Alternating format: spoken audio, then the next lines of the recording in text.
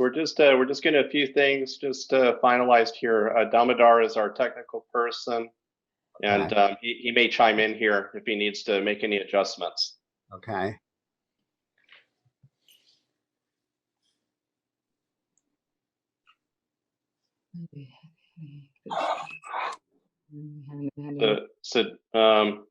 Damodar, I was just saying that Hare Prabhu's sound, maybe we can do a sound check real quick.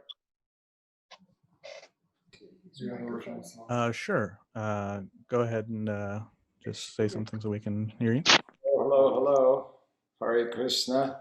Hare Krishna. Hare Krishna. Hare Krishna. We'll play harmonium just to Hare Hare. I'm going to play harmonium.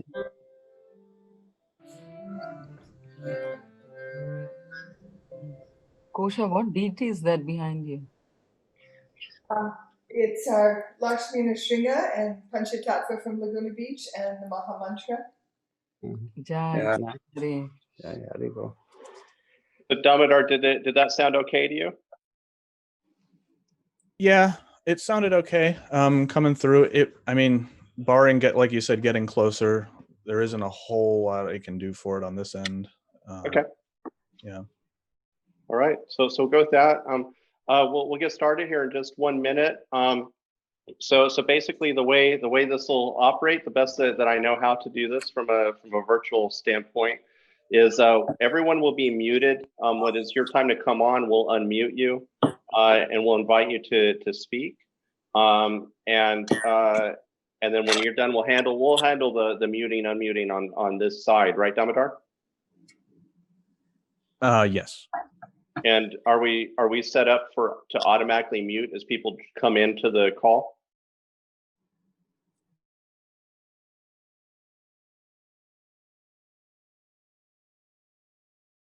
Yes. Yeah. So we're all set. So it is now 5 o'clock, and we're going to start on time. Actually, we're gonna set a new standard here. In honor of Bhakti Charu Maharaj, we're going to actually start an ISKCON event on time. It's our pleasure to have you here. This is the ISKCON Alachua memorial for His Holiness Bhakti Charu Swami. It's great to have everyone here. I wish we were meeting together under different circumstances. I'm deeply grateful for everyone's willingness to join us and participate tonight as we get to honor His Holiness Bhakti Charu Swami, my Guru Maharaj. And we have quite a few speakers lined up, and I'm really looking forward to just hearing from everyone and really deepening my feelings and understanding of Bhakti Charu Swami through this humble offering. And I hope that what we're doing here is worthy of him and what everything that he gave to us. And so before we kind of get started here, we will kind of as we flow through the evening tonight, I don't want to forget to thank Damodar for joining us here to handle all the technical aspects of this. We could not do this without him. And so I just want to make sure up front to thank him for putting everything he has into getting all of this together for us so we can meet together. And so we'll start tonight. The basic agenda of the evening is Hare Prabhu has kindly offered to sing a very special song that I think we will all recognize as a tune, as a particular song. We probably first heard from Bhakti Charu Swami actually singing it. And so I thought it would be something that we would all really like to start things off with here tonight. Once that is done, then we have a large lineup of speakers, and that'll run until about 7:45, actually, based upon all the speakers that we have.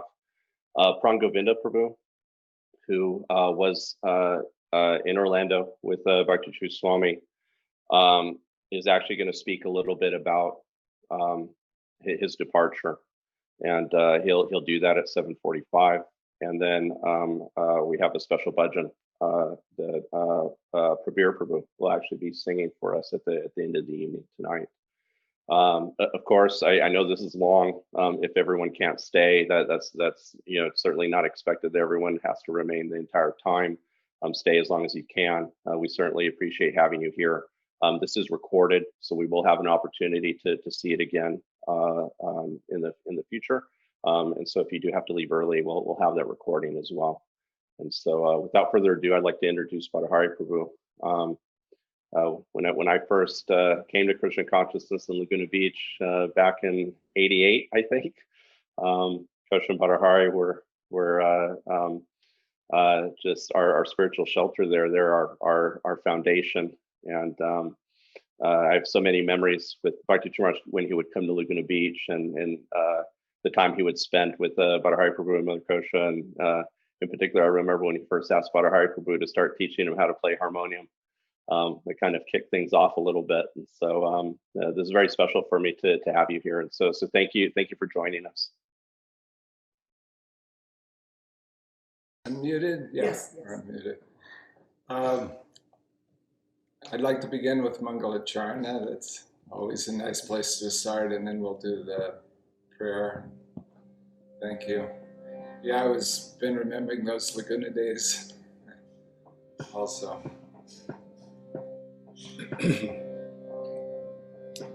Om Jnana Timirandasya Gyananjana Shalakaya Chakshuramitam Yena Tasmai Shri Gurave Namaha Shri Chaitanya Vishnu Snapitam Yena Bhutale Swayam Rupa Vakanamaya Dati Svapadantikam Vandeham Shri Guru Shri Uttara Kamalam Shri Guru Vaishnavam Scha Shri Sagrajata Sahagana Itam Sajiyam Sadvaitam Sabhadutam Harijana Sahitam Krishna Chaitanya Devam Shri Radha Krishna Pada Sahagana Lalita Shri Vishakam Scha Hey Krishna Karuna Sindhu Dinabandhu Jagarmate Gopesha Gopika Kanta Radha Kanta Namostute Bhakta Kanchana Gaurange Radhe Vrindavaneshwari Vishnu Sute Devi Namami Hari Priya Vancha Kalpatru Yascha Vipa Sindhu Vyevacha Vatitanam Bhavanebhyo Vaishnavebhyo Namo Namaha Nama Om Vishnu Padaya Krishna Prasaya Bhutale Srimate Bhaktivedanta Swami Niti Namane Namaste Saraswati Devi Gauravani Pracharine Nirvishesha Sunyavadi Satyavadi Paschacharya Shatadane Jaya Sri Krishna Chaitanya Prabhu Nityananda Shri Advaita Gadadhara Srivasadi Gaura Bhaktavinda Jaya Sri Krishna Chaitanya Prabhu Nityananda Shri Advaita Gadadhara Srivasadi Gaura Bhaktavinda Jaya Sri Krishna Chaitanya Prabhu Nityananda Shri Advaita Gadadhara Srivasadi Gaura Bhaktavinda Tava Katam Ritam Tapta Jivanam Kavi Vididam Kamasam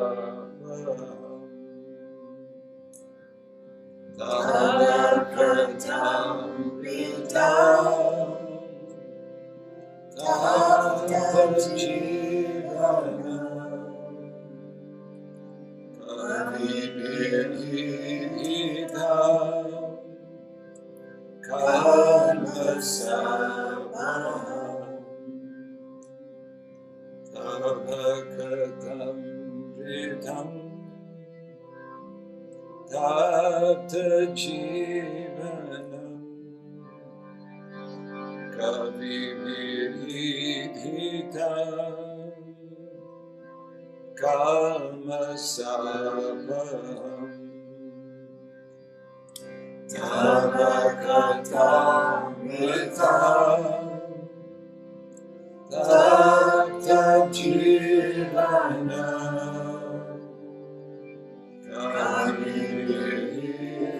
Kavididam Kamasabham Shavana Mangalam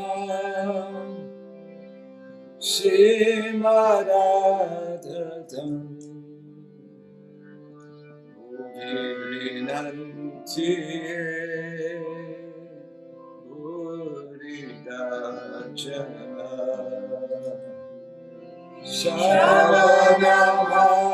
Shravanamangalam Shimaradhatam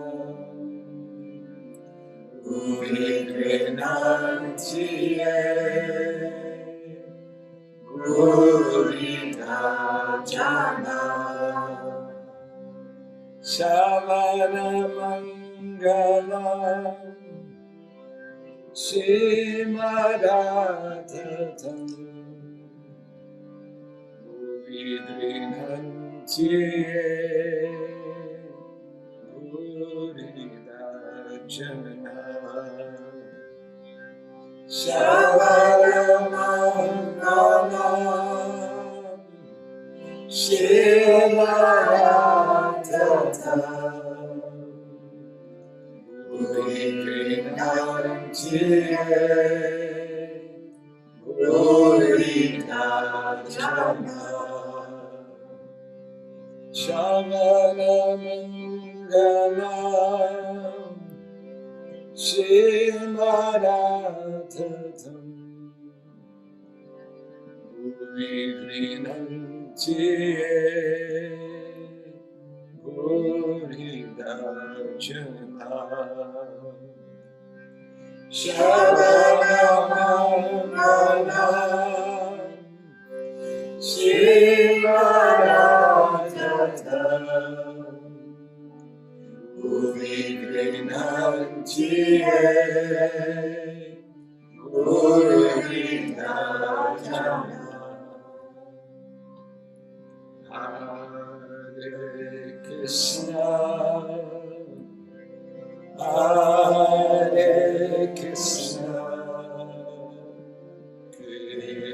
Krishna, Krishna, Hare Hare, Hare Rama, Hare Rama, Rama Rama, Hare Hare, Hare Krishna, Hare Krishna, Krishna Krishna, Hare Hare, Hare Rama, Hare Rama, Rama Rama, Hare Hare, Hare Krishna, Hare Krishna, Krishna Krishna, Hare Hare, Hare Rama, Hare Rama, Rama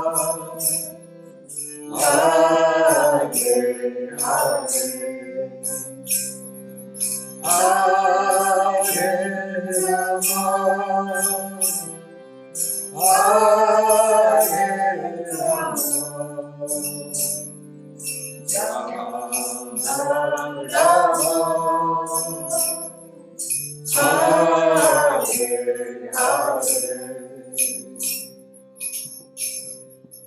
Hare Krishna.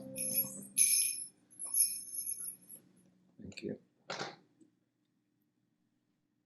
Bhadare Prabhu, thank you so very much. Mother Kushrupa and Gormani and Geeta, thank you so much for being here and for offering this. I look forward to actually hearing more from you a little bit later tonight as we have you scheduled to speak a little bit later on. Next, I'd actually like to invite Tamahar Prabhu. He's going to start off our remembrances this evening, and he'll be followed by Mother Mukhya.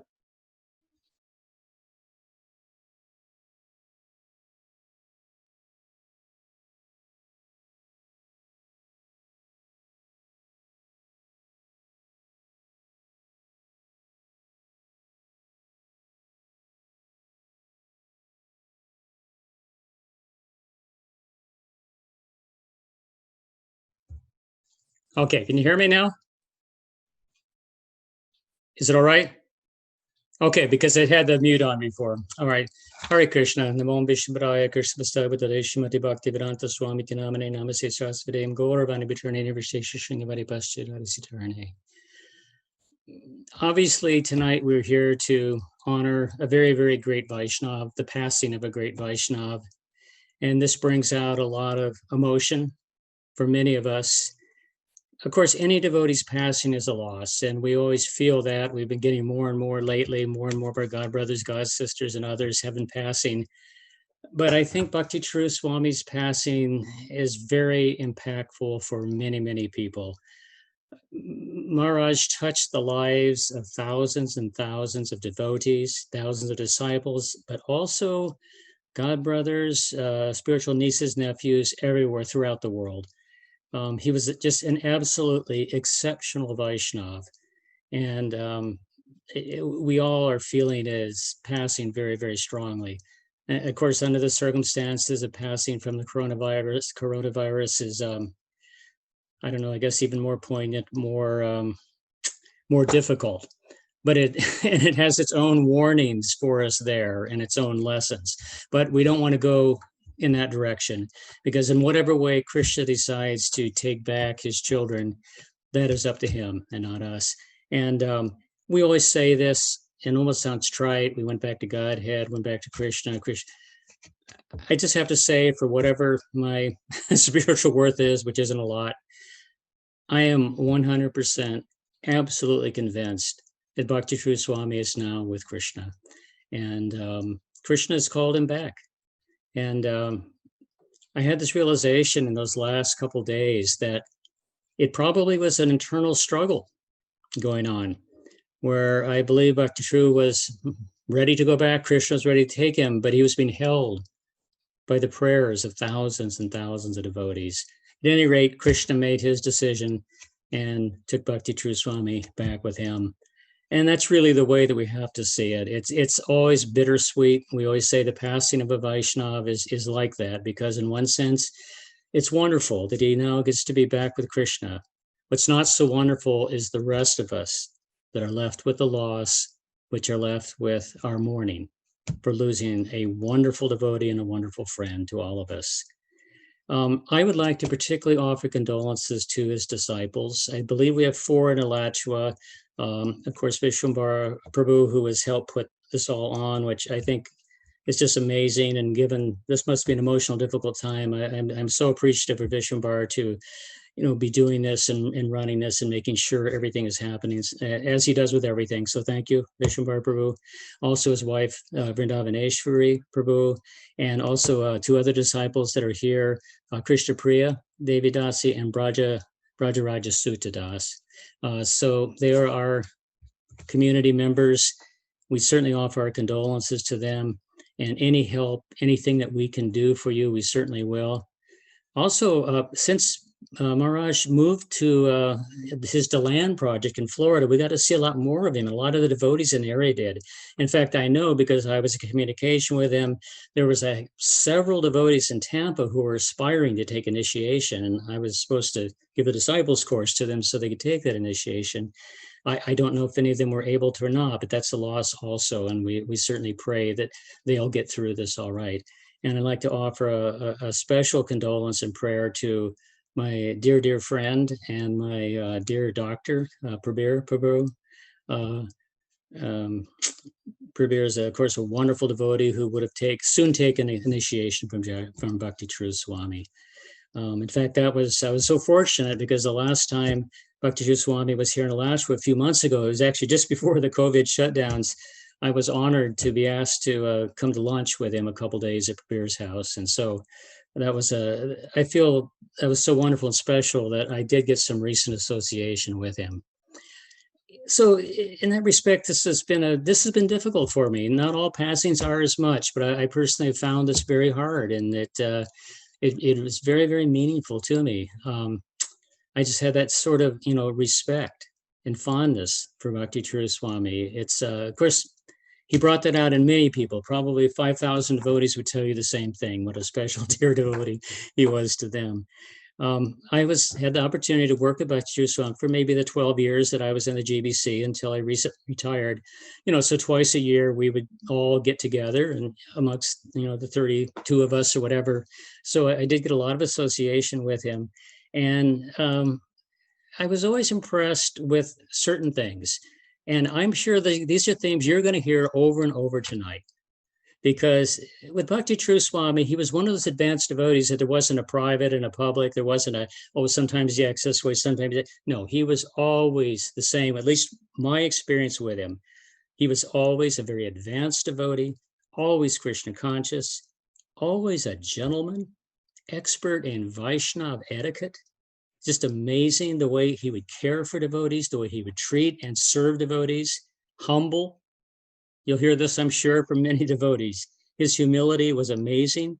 He had thousands and thousands of, I don't know how many thousands of disciples he has, but you would never know it if you were just sitting down and talking with him.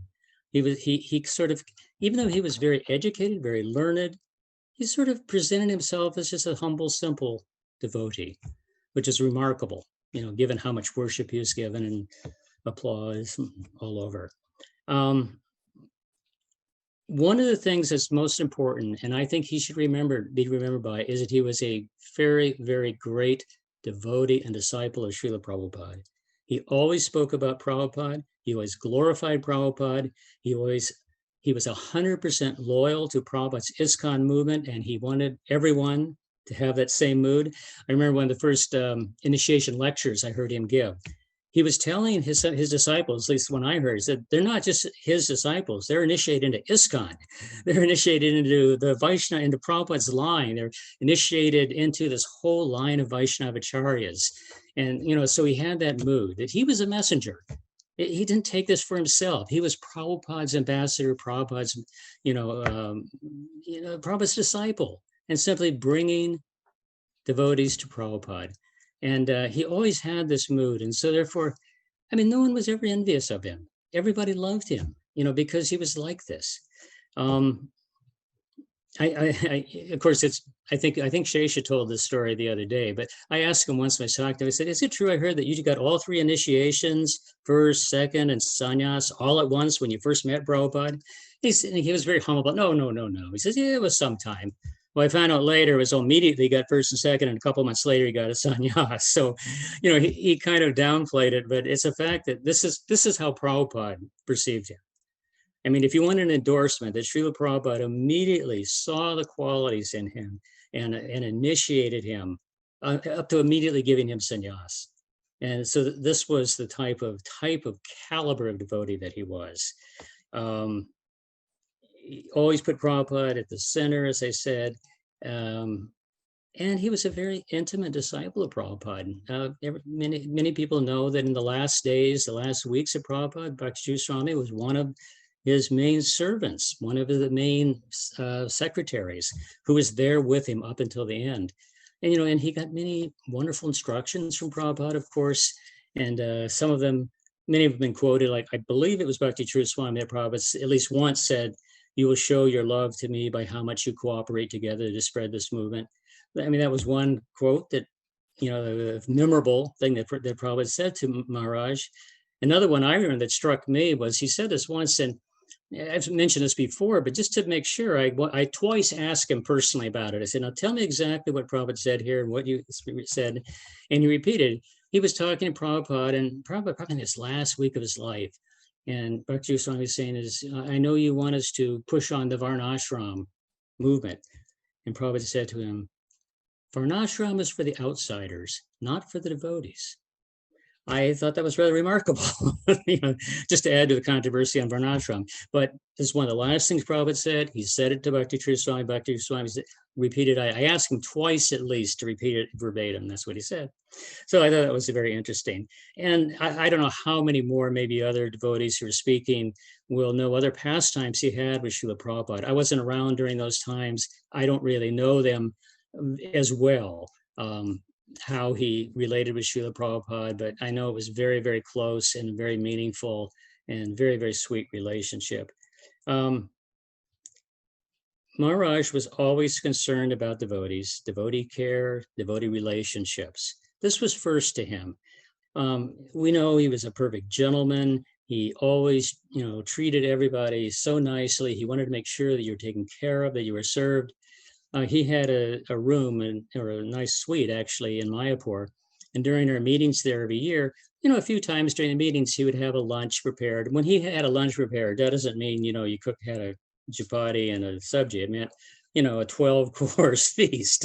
And he had wonderful cooks. He was a wonderful cook himself. Prabhupada personally taught him to cook, you know, but he had wonderful cooks with him. And many people would be invited. And I remember that I was invited frequently, and I was surprised. And we weren't that close. I wasn't a big shot. I always thought I was one of the new guys, one of the less significant GBC members, but he never discriminated. He invited the householders, the ladies, as well as the sannyasis, and we'd just all be together with him, taking prasadam, and that was always very nice. And he was always very concerned that everything was done properly according to Vaishnava etiquette. He knew all the rules about what should be eaten first and with what, and all those sorts of things, you know, which I have no clue about. No, that was really nice.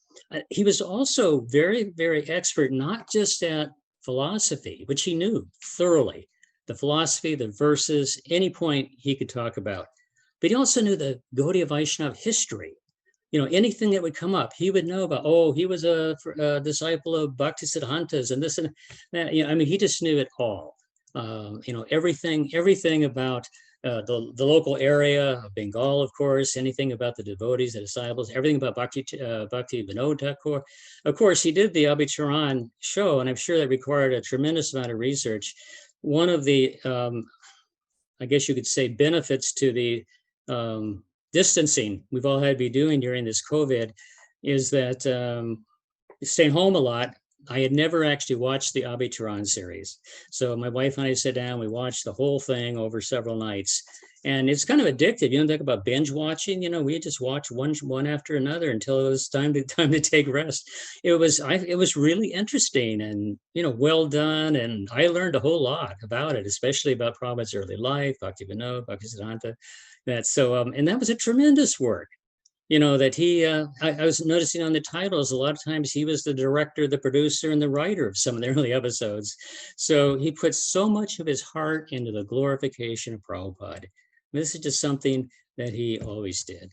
Again, concern for devotees. I remember once, you know, there was something, might have been a misunderstanding or something during a GBC meeting.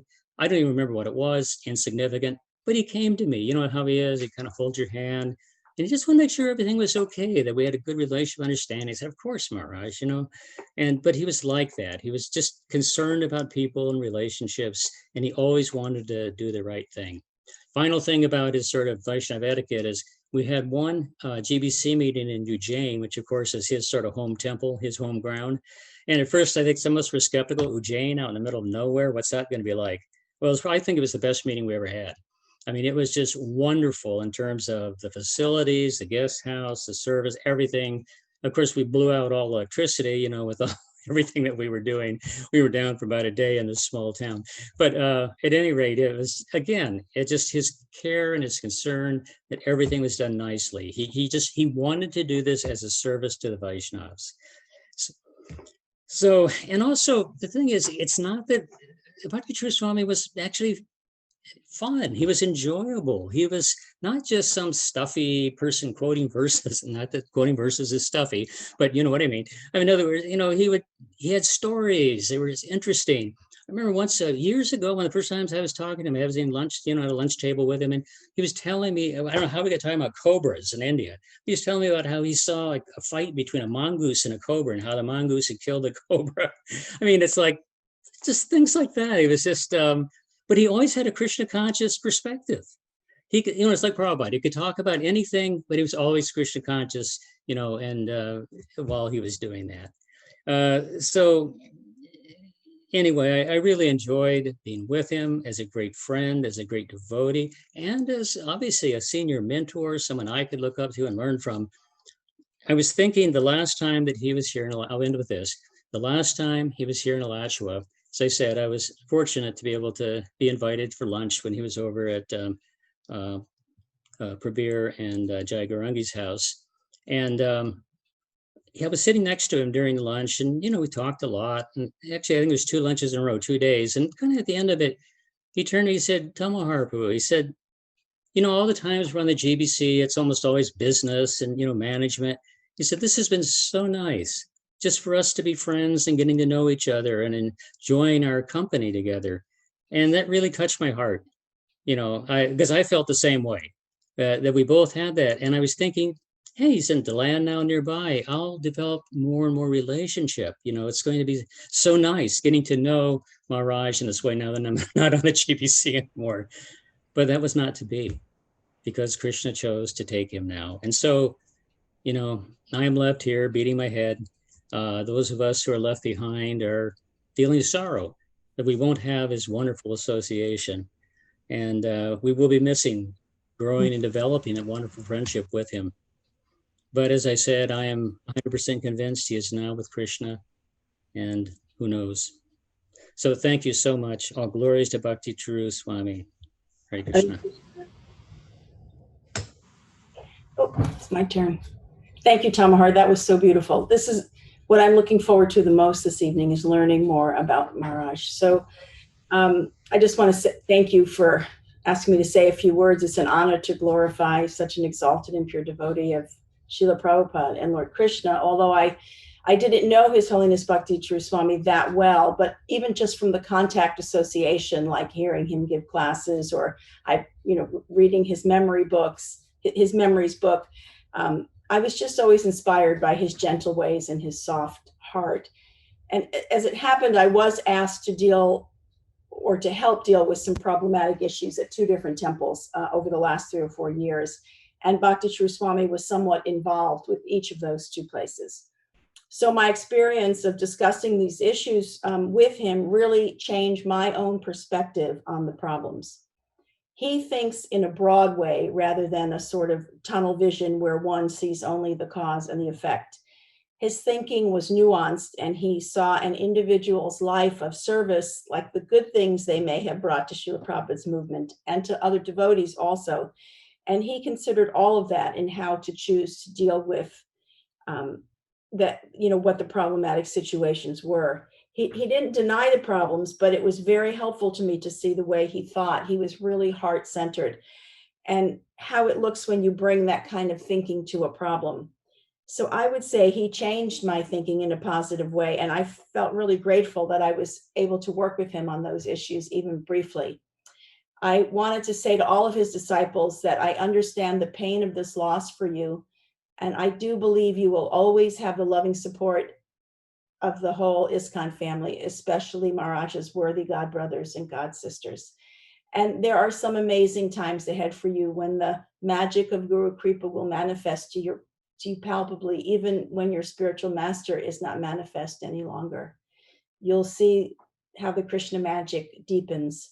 So I just say, please continue to take shelter, to pray for his guidance, to learn from him through all the words that he's left behind for you. And I just want to end, say His Holiness Bhakti Charu Swami Maharaj Ki Jai.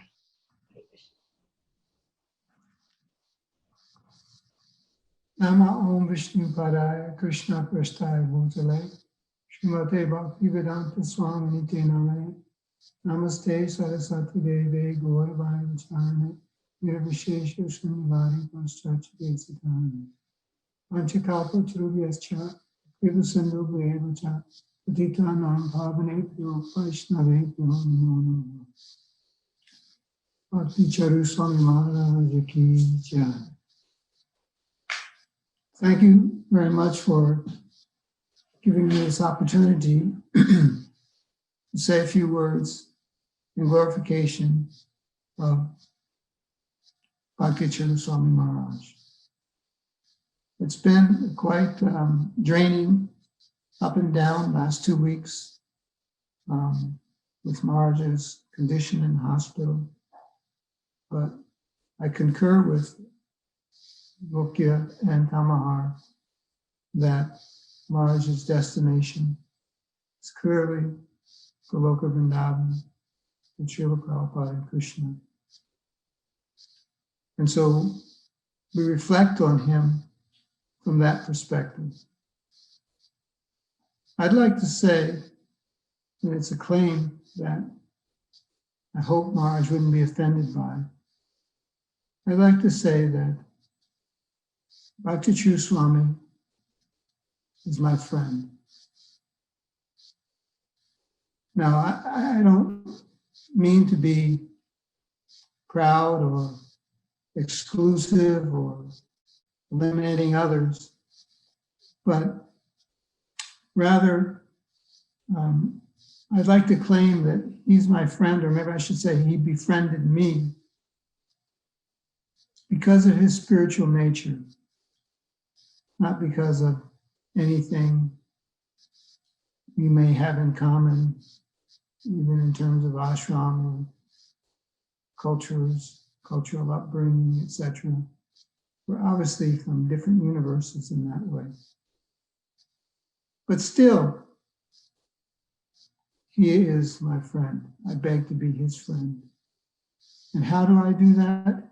I almost feel like Arjuna in the Bhagavad Gita when Krishna showed his opulences, and Arjuna felt so humbled and hesitant that I've slept on the same bed with you, I've done with you, I've treated you in this way, but I didn't know that your greatness. I feel that way about Bhakti Charu Swami Maharaj, especially since his departure a few days ago. So many photographs and remembrances and other accounts have filled the internet with information about how he's able to relate to a simple Bangladeshi villager or the Prime Minister of the UK. He has such a broad, as Mukhi was saying, broad basis for his being. He's an accomplished gentleman in all ways. So how could I be, or claim to be, his friend? Well, the only way that that can happen is by the true spiritual opulences which were possessed by Bhakti Charu Swami Maharaj. Just as Krishna is in the heart of all living beings and has a very intimate relationship with each and every one of the innumerable, countless jivas, his devotee has that ability as well. And so Bhakti Charu Maharaj had the ability to make you feel like a confidential associate of his, even if you are just a nobody, like myself. What do I have in common with him? He's a big leader with tens of thousands of disciples all over the world. I'm just a poor householder. How can I ever dare to have a relationship with him?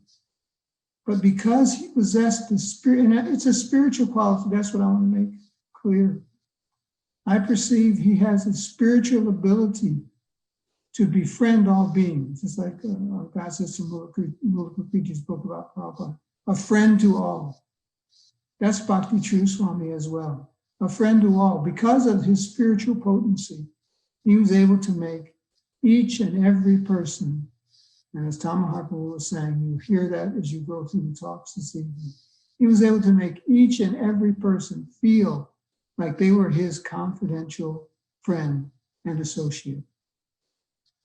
That's a glory that is one among many that we saw in the character of Bhakti Charu Swami.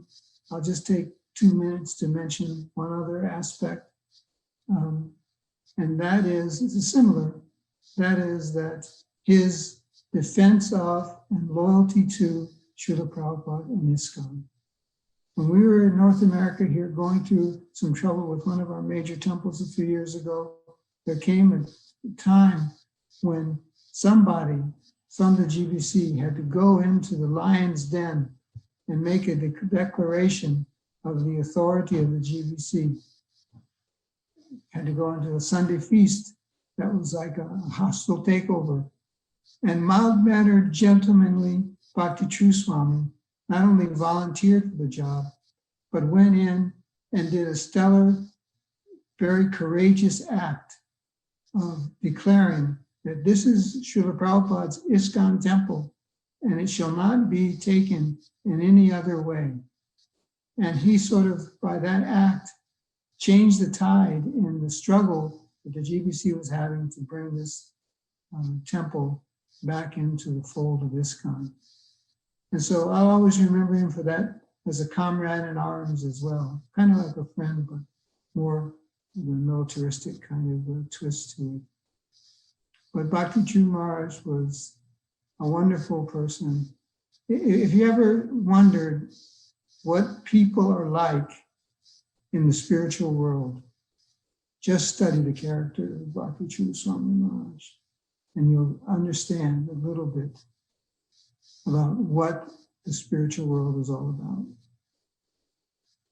So with that, I'll end and offer my pranams to Srila Bhakti Charu Swami Maharaj. Vanjika Vajra Shakti Vasundeya Shakti Vasundeya